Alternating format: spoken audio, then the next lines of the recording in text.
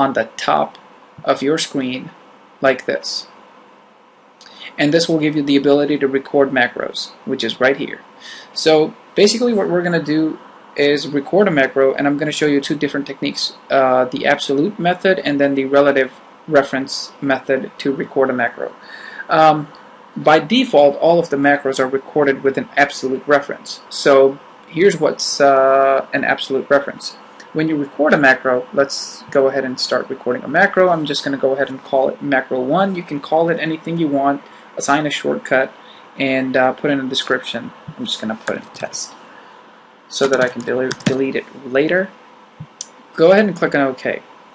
Alright, now any action that I do on the spreadsheet will actually be recorded because the macro is just recording all of the actions that I do on the spreadsheet.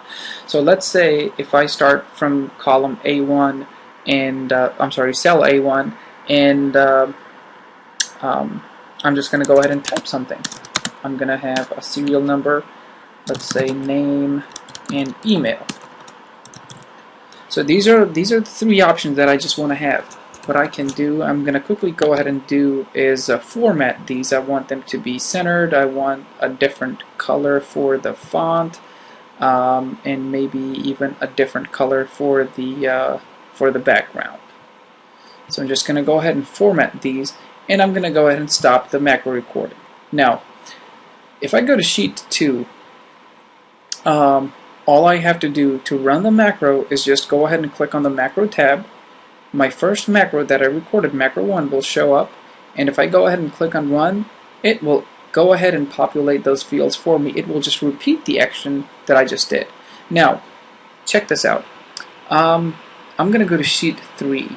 Now, it does not matter where I am in the spreadsheet. If I just go ahead and click on macro and I run it, it automatically starts populating the information from cell A1 through C1. Now, this is an absolute macro. That's why it's doing this. Now, if you wanted to record a relative macro with a relative reference, make sure that you check this box. Use relative reference for the macro. And now, if we do this, I'm going to go ahead and record another macro and then show you what the difference is. Let's start another macro, and I'm going to call it macro 1, but this is with the relative reference. And go ahead and click OK, and I'm going to repeat the same process.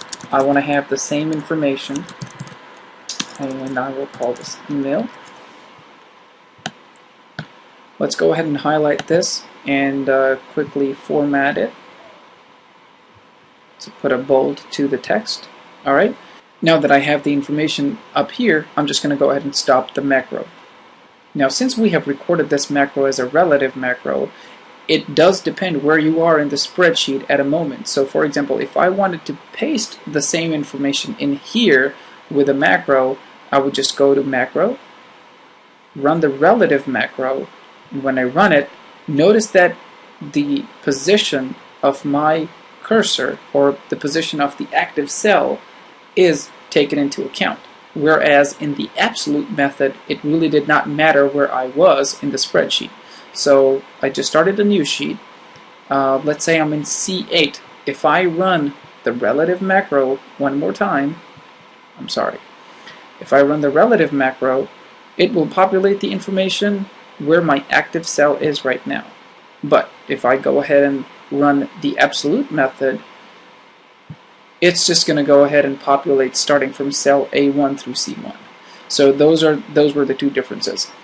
Okay, so now if you just want to go ahead and save your spreadsheet, all you have to do is just click on the Save tab, and I'm just going to call this macro,